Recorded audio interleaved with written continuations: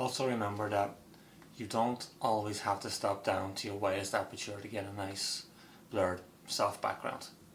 So here in this shot I have Alex.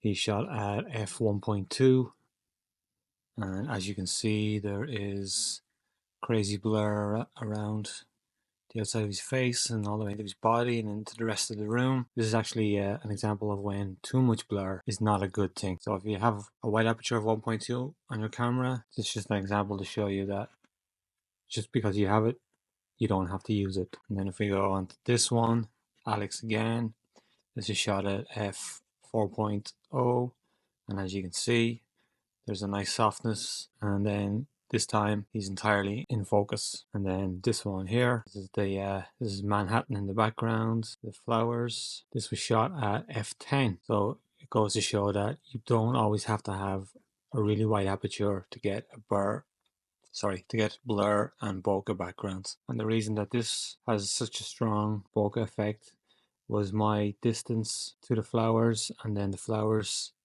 distance to the background. That's a river that's separating us, in case you were wondering. So there you go, some examples of when you don't always need a really wide aperture for blur backgrounds. So the best thing to do is just get out there and practice.